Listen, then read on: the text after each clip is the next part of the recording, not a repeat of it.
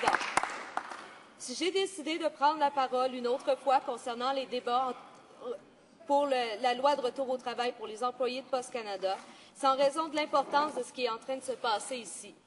Car nous apprêtons à franchir un pas qui ne devrait jamais être franchi par aucun gouvernement digne de ce nom. En aucun temps, un gouvernement ne devrait se donner le droit de bafouer aussi honteusement les droits des travailleurs, alors qu'il existe dans ce cas-ci une solution toute simple, celle d'enlever les cadenas et de mettre fin au lock-out. Si ce gouvernement aurait fait ce qu'il aurait dû faire depuis le début, soit mettre fin au lock-out et permettre aux travailleurs de Poste Canada à continuer à travailler, jamais nous n'aurions eu besoin de ce projet de loi. Jamais les citoyens et les entreprises canadiennes n'auraient été privés de leur courrier. Mais non, on préfère du côté gouvernemental implanter un projet de loi qui se moque de tous les travailleurs de ce pays, qui bafoue les droits des travailleurs, qui impose des conditions de travail moindres que ce qui avait été proposé par le côté patronal. On préfère faire reculer ce pays qui a toujours été auparavant proactif en ce qui concerne les droits de ses habitants. Pendant 3 ans et demi, j'ai porté le drapeau canadien sur une de mes épaules. Tantôt rouge et blanc, tantôt vert camouflage. Mais ce qui est important ici, c'est que j'ai toujours été fière de ce drapeau et ce qu'il représente. À chaque fois que j'ai voyagé dans le monde, soit en Europe ou en Afrique, quand on me demandait de parler de mon pays, c'est avec fierté que je parlais de ce pays qui a toujours eu à cœur de respecter les droits essentiels de ses habitants et de les faire avancer. J'ai parlé des luttes que nombre de nos concitoyens ont menées afin de nous permettre d'élever nos standards de vie. Pour moi, je crois honnêtement que je ne pourrais pas être mieux ailleurs qu'ici, en cette terre qui m'a vu grandir, et je ne voudrais pas souhaiter rien d'autre pour mes futurs enfants. C'est pourquoi je demande ici à tous mes collègues de toutes les allégeances politiques de dépasser les luttes partisanes, car ici se joue un enjeu plus grand que cela. Car ici, ce n'est pas seulement les travailleurs de Poste Canada qui subiront des dommages. C'est l'entièreté de nos travailleurs qui en subiront les conséquences, et c'est la dignité même de notre pays qui en subira les contre-coups. Lorsque ce gouvernement montre qu'il peut prendre position dans un conflit aussi honteusement pour la partie patronale, ce n'est pas seulement les employés des services postaux qu'il blesse, c'est l'ensemble de notre institution politique que nous représentons tous ici. Nous ne parlons pas ici d'employés surpayés et bénéficiant de privilèges indécents comme certains veulent nous le faire croire. Nous parlons d'hommes et de femmes qui travaillent dur, qui ont des salaires qui ne dépassent pas la norme, qui ont des horaires de travail instables au début de leur carrière, qui ne leur permettent pas, bien souvent, de profiter d'une vie de famille épanouie et dont la santé souffre parfois à cause de leurs conditions de travail. Nous parlons de la plupart des familles canadiennes qui travaillent tous les jours pour ce pays. On pourrait se pencher un peu plus sur les conditions de travail des travailleurs de Poste Canada. Certains d'entre vous se rappellent peut-être la campagne électorale qui a débuté en 2005 pour se finir en janvier 2006, en plein hiver et en plein temps des fêtes. Probablement que la plupart d'entre vous qui ont fait la campagne à ce moment-là ont fait du porte-à-porte. Et c'était-tu exécrable à ce moment-là de marcher dans la neige jusqu'aux genoux, d'essayer d'escalader les escaliers glacés de plusieurs de nos concitoyens et d'affronter le froid glacial? On ne fait pas ça souvent une campagne électorale en plein hiver. Mais les employés de Poste Canada l'affrontent à chaque année l'hiver, et pas juste le temps d'une campagne électorale. Ils ne peuvent pas décider de prendre un café pour se réchauffer lorsqu'il fait trop froid. Les gens ne les font pas rentrer chez eux pour qu'ils se réchauffent et pour les encourager de continuer. Dans notre hymne national, dont nous sommes si fiers, on dit que nous protégerons nos foyers et nos droits. Il me semble ici qu'il est question justement de ces deux choses.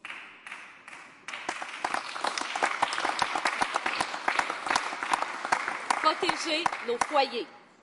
Lorsque nous parlons de protéger les foyers, il me semble que maintenir la santé et la sécurité de nos travailleurs fait partie de cela.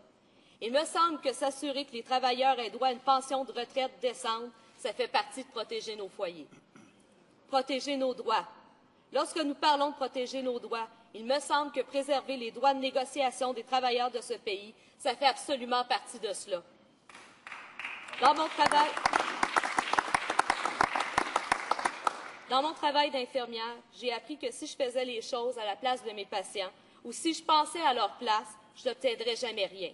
Pour réussir à obtenir un changement durable, il est essentiel de leur donner les outils et le soutien qu'ils ont besoin, mais aussi de les laisser régler leurs problèmes eux-mêmes.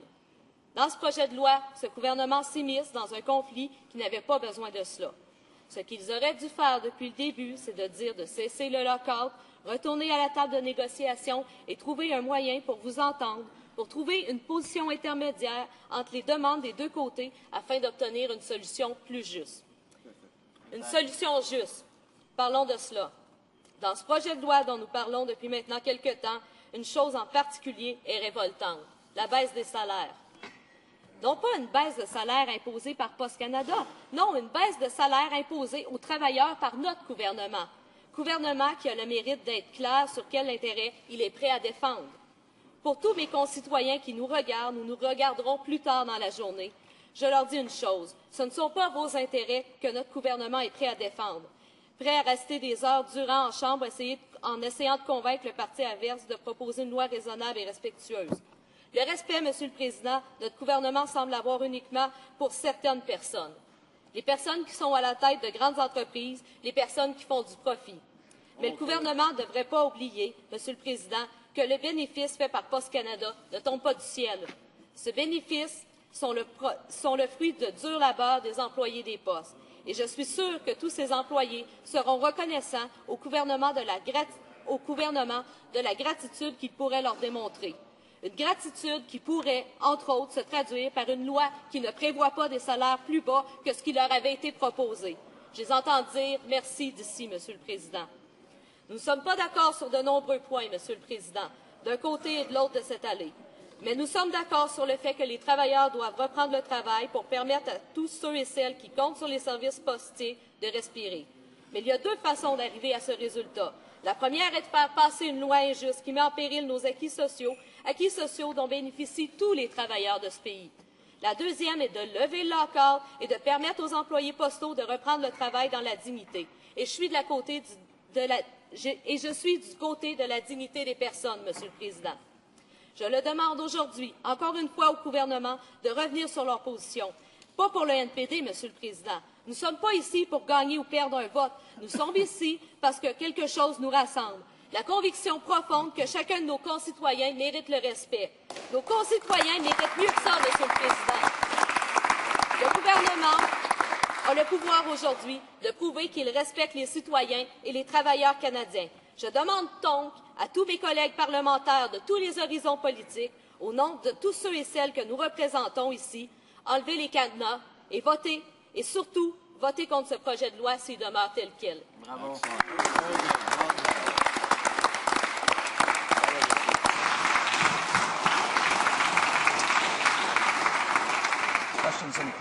Questions et commentaires, l'honorable député du Yukon. Merci, Monsieur le Président. Une question est abordée un peu plus tôt par l'opposition en disant que notre parti n'a pas parlé de ceux qui n'auraient peut-être pas le même avis que nous dans nos circonscriptions. J'ai reçu des courriels de ceux qui appuient la mesure législative. J'en ai reçu qui appuient la position de l'opposition. Mais j'ai entendu ce commentaire.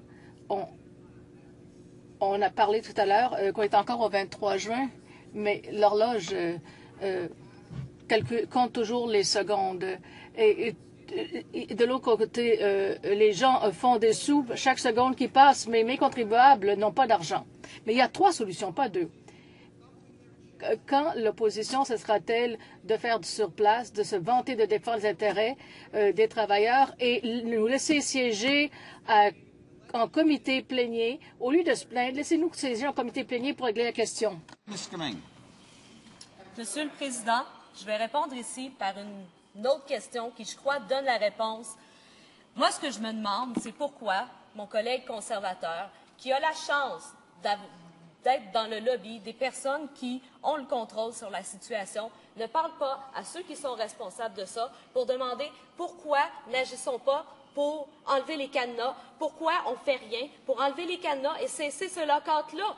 Tous les citoyens de ce pays qui sont désavantagés par l'absence des services postaux seraient avantagés par cette solution-là. L'honorable député de Vancouver Centre.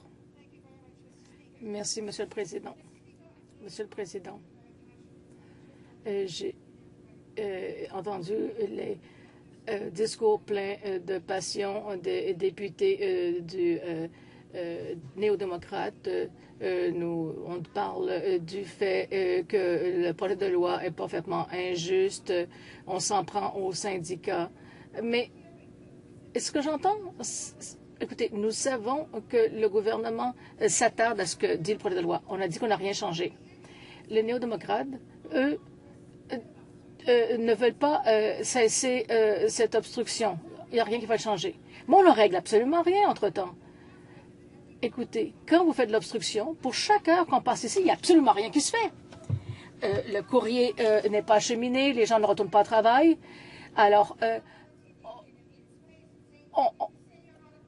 et pourquoi ne dit-on pas au gouvernement, écoutez les modifications qu'on propose? Pourquoi ne pas proposer de modifications? On nous demande de venir ici et de trouver des solutions, pas simplement lancer des belles paroles comme ça.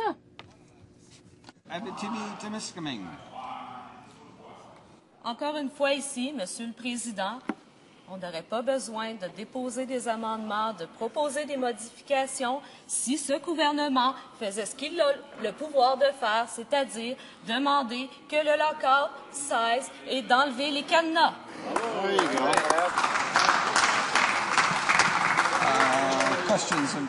Questions et commentaires, l'honorable député d'Algoma, Manitoulin, Kapuskasing. Merci, Monsieur le Président. Je voudrais simplement ma collègue.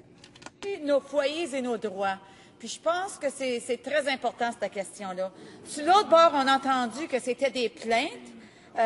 Et puis, sur un autre bord, on dit qu'ils veulent fixer une couple de choses. Mais je veux dire, pour moi, c'est très important de savoir, est-ce que ma collègue pense que c'est du temps perdu que ce qu'on fait ici aujourd'hui?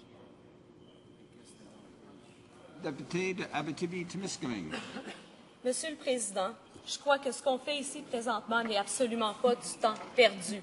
On s'apprête à franchir un pas que je croyais infranchissable. On s'apprête à bafouer les droits des travailleurs. Et je crois que chaque minute qu'on passe à parler du sujet ne sera jamais du temps perdu. Il ne faut pas se rendre à ce point-là. Et si ça prend des heures et des heures pour faire entendre raison à ce gouvernement, je crois que ce temps-là en vaut la peine.